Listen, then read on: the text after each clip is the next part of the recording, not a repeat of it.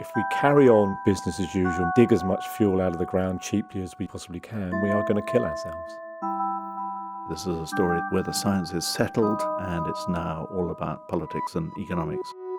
The model of economic growth that has sustained Western economies for the last 250 years has been very, very reliant on fossil fuels. We'd need to keep about 80% of the known fossil fuel reserves underground, which is a lot. That's someplace in the neighborhood of $20 trillion worth of coal and gas and oil. The financial markets have factored in the value of fossil fuels that are kept in the ground. I think Stern has called it the biggest market failure the world has ever seen. If the world wakes up and says, actually, we're not going to run this crazy experiment, we are going to try and solve climate change, then those assets will be written off. Then they don't have any value. It's basically a gamble on the idea that the world won't solve climate change. And we're right in the thick of it now.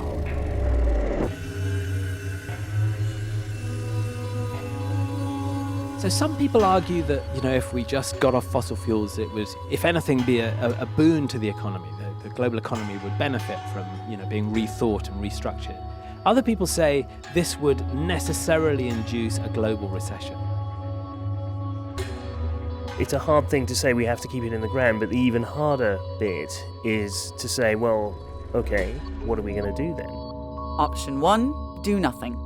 There's a climate skeptic option. You just assume this is not really happening. Option 2, a radical economic shift. We have to break that relationship between growth and emissions. We can't keep growing on a finite planet. We are talking about a massive economic shift.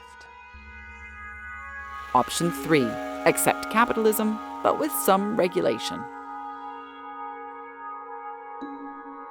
You need really strong statement about the trajectory and where you're going. That's why our climate change legislation is so important.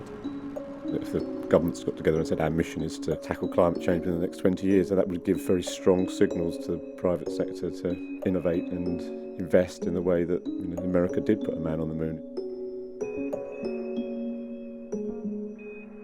So markets will drive it. The amazing thing about energy, almost unique thing about energy, is there are loads and loads of different ways of producing it. The next technological revolution is going to be based around changes to energy, away from fossil fuels towards renewables. That rather like the Stone Age not ending because of the end of stones in the old cliche, actually what will kill the fossil fuel world is that we'll find better and cheaper ways of getting the energy out.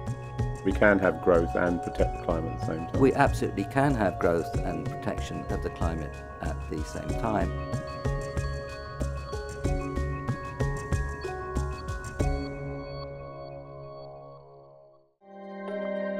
Divestment is a very simple idea. You just take your money away from companies that are involved in extracting fossil fuels. You want your money to be part of the solution and not part of the problem.